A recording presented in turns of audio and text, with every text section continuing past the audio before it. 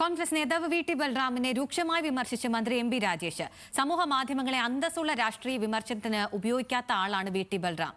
AKG, KR Meera, Benyamin, Mullappally, VM Sudheeran എന്നിവരെല്ലാം വ്യക്തിഹത്യ ചെയ്ത ബൽറാം ഒരു തെറിക്കൂട്ടത്തെ വളർത്തിയെടുക്കുകയായിരുന്നുവെന്നും വിമർശനം. BD ബിഹാർ വിവാദത്തോടെ ബൽറാമിന്റെ യോഗ്യത ഹൈക്കമാൻഡിന് ബോധ്യമായെന്നും പരിഹാസം. പ്രസാദ് ഉടുമ്പശ്ശേരിയുടെ വിവരങ്ങളുമായി. പ്രസാദ്, രൂക്ഷമായ വിമർശനമാണ് ഉയർത്തിയിട്ടുള്ളത്. മുൻകാലങ്ങളിൽ നടത്തിയിട്ടുള്ള പരാമർശങ്ങളെ ഓർമ്മിപ്പിക്കും വിധത്തിലാണ് അദ്ദേഹത്തിന്റെ വിമർശനവും. എന്തൊക്കെയാണ് വിശദാംശങ്ങൾ?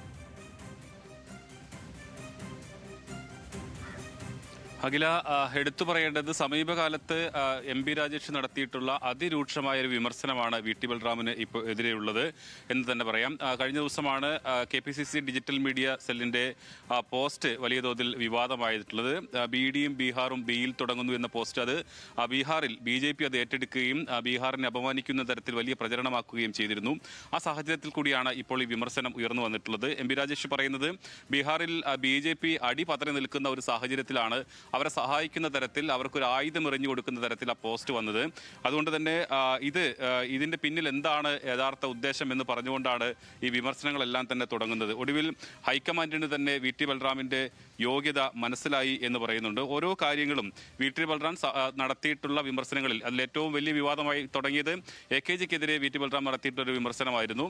അതിൽ ആ പരാമർശം വലിയ തോതിൽ അന്ന് ചർച്ച ചെയ്യുകയും തൃത്താലയിൽ വലിയ സമരങ്ങൾക്കെല്ലാം തന്നെ കാരണമായിരുന്നു. അവിടുത്തെ ആ കാര്യങ്ങൾ പറഞ്ഞുകൊണ്ട് അതോടൊപ്പം തന്നെ KR മീരയെ വിളിച്ചത്, ബെന്യാമിനെ വിളിച്ചത്, അവരുടെ കോൺഗ്രസിന്റെ നേതാക്കളായ മുല്ലപ്പള്ളിയെയും VM സുധീരനെയും ഹീനമായി കൈകാര്യം ചെയ്തു. അത്തരം കാര്യങ്ങളെല്ലാം ഓർമ്മിപ്പിക്കുന്നുണ്ട് ഈ പോസ്റ്റിൽ എന്നുള്ളതാണ്.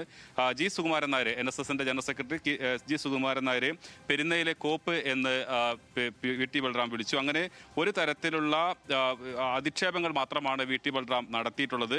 അങ്ങനെയുള്ള ഒരാൾക്ക് ഡിജിറ്റൽ മീഡിയയുടെ തലപ്പത്തിരിക്കാൻ എന്താണ് യോഗ്യത എന്ന് എം.പി. രാജേഷ് ചോദിക്കുന്നുണ്ട്. മുമ്പും BJPയെ സഹായിക്കുന്ന തരത്തിൽ വി ടി ബൽറാമിന്റെ പോസ്റ്റുകൾ വന്നിട്ടുണ്ട് എന്നുള്ളത് അദ്ദേഹം ഉദാഹരിക്കുന്നുണ്ട്. അതിന് പറയുന്ന കാരണം, നോട്ട് നിരോധന സമയത്ത് അതിന് ആദ്യം സ്വാഗതം ചെയ്ത് പോസ്റ്റ് ഇട്ടത് വി ടി ബൽറാം ആയിരുന്നു. പക്ഷേ മുൻ പ്രധാനമന്ത്രിയായിരുന്ന മൻമോഹൻ സിംഗ് ഇതൊരു ഓർഗനൈസ്ഡ് ലൂട്ടാണ് എന്ന് പറഞ്ഞിട്ട് പോലും ഇത്തരത്തിൽ ആ നോട്ട് നിരോധനത്തെ പ്രോത്സാഹിപ്പിക്കുന്ന തരത്തിൽ അല്ലെങ്കിൽ സ്വാഗതം ചെയ്തുകൊണ്ടായിരുന്നു പോസ്റ്റ് എന്നുള്ളത്. അങ്ങനെ ഓരോ കാര്യങ്ങൾക്കും എം.പി. രാജേഷിനെ വിളിച്ചതും അന്ന് വാളയാർ കേസിൽ എം.പി. രാജേഷിനെതിരെ ആരോപണങ്ങൾ കോൺഗ്രസ് ഉയർത്തിയിരുന്നു, വി ടി ബൽറാം ഉയർത്തിയിരുന്നു. അതിന് വാളയാർ കുട്ടികളുടെ കൊലയാളികളുടെ രക്ഷകൻ എന്ന് തന്നെ വിളിച്ച് അധിക്ഷേപിച്ചു. അങ്ങനെ എല്ലാ തരത്തിലും ആളുകളെ അധിക്ഷേപിക്കുന്ന ഒരാളാണ്, ഒരു തെറിക്കൂട്ടത്തെ വളർത്തിയെടുക്കുന്ന ഒരാളാണ്. ഇപ്പോൾ ഈ പോസ്റ്റിന്റെ യഥാർത്ഥ ഉദ്ദേശം എന്താണ്? അങ്ങനെ എല്ലാ കാര്യങ്ങളും പറഞ്ഞുകൊണ്ട് അതിരൂക്ഷമായ ഒരു വിമർശനമാണ് എം.പി. രാജേഷ് വി ടി ബൽറാമിനെതിരെ തന്റെ ഫേസ്ബുക്ക് പോസ്റ്റിലൂടെ ഉന്നയിക്കുന്നത്. പ്രസാദ് ഉടുമ്പശ്ശേരിയാണ് വിവരങ്ങൾ നൽകിയത്.